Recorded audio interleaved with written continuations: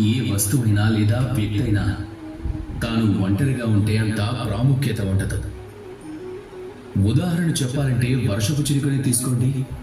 ఒక వర్షపు చినుకుంటే దానికి అంత ప్రాముఖ్యత అనేది ఏది ఉండదు. కానీ వేల చినుకులు మేఘాల నుంచి వర్షించడం మొదలుపెట్టినప్పుడు అప్పుడది వర్షం రూపం దాలుస్తుంది. ఆ వర్షం అది ప్రకృతిని ఉద్ధరిస్తుంది. అలాగే రాయిలోని ఒక చిన్నపాటి కణం దానికి అంత ప్రాముఖ్యత ఉండదు. కానీ ఎన్నెన్నో రాళ్ల కణాలు ఒక్కచోట చేరినప్పుడు అది ఒక పెద్ద పర్వతంగా తయారవుతుంది. అలాగే కొందరు మనుషులు కలిసిపోతే అది ఒక కుటుంబం అవుతుంది. కొన్ని కుటుంబాలు కలిసినప్పుడు సమాజం తయారవుతుంది. ఎన్నో సమాజాలు కలిసినప్పుడు ఒక రాజ్యం ఏర్పడుతుంది. ఇక రాజ్యానికి అందరికంటే ముఖ్యమైన వ్యక్తిగా ఒక రాజు ఉండొచ్చు. అయినప్పటికీ కూడా ఆ రాజు ఒక్కడే ఏమీ చేయలేడు. యుద్ధం చేయడం కోసం తనకు కూడా సైన్యం అవసరం అవుతుంది. అయినా కూడా ఈ ప్రపంచంలో అటువంటి ఒక వ్యక్తి ఉన్నారు. తను ఒక్కడే పనులన్నీ చేస్తాడు.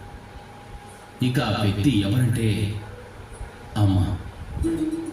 ఇక ఖచ్చితంగా మన జీవితంలో తండ్రి పాత్ర నిజంగా చాలా అమూల్యమైనది. కానీ మనం జీవితంలో మారుతాం. అమ్మ పాత్ర ఏదైతే ఉంటుందో అది ఎవ్వరూ పోషించలేరు. ఒక అమ్మ ఒక్కతే తన సంతానాన్ని పరిపక్వత ఉన్న సంస్కారులుగా తయారు చేస్తుంది. అందుకోసం ఎంతో కష్టపడుతుంది. ఇక ఇలాంటి పనులెన్నో చేసిన తర్వాత కూడా తన పనులకు తనకు ప్రశంసలు ఎలాగూ లభించవు.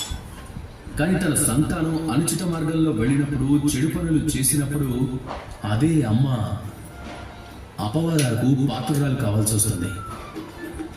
మన జీవితంలో అమ్మ సహకారం ఏంటో అర్థం చేసుకోండి. మిమ్మల్ని యోగ్యులుగా తీర్చిదిద్దడం కోసం తను ఎంతగా కష్టపడిందో అర్థం చేసుకోండి.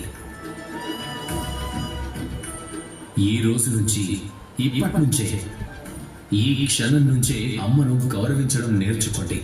ఎప్పుడు సమయం దొరికినా, ఎప్పుడు సాధ్యమైనా తనను ప్రశంసించండి. తను కూడా ఆనందపడుతుంది. ఇక అమ్మ మమత కోసం, తన సహకారం కోసం మనం అందరం కలిసి వందనాలు చెప్పుకుందాం. అలాగే నాతో పాటు ప్రేమగా చెప్పండి, రాధా కృష్ణ.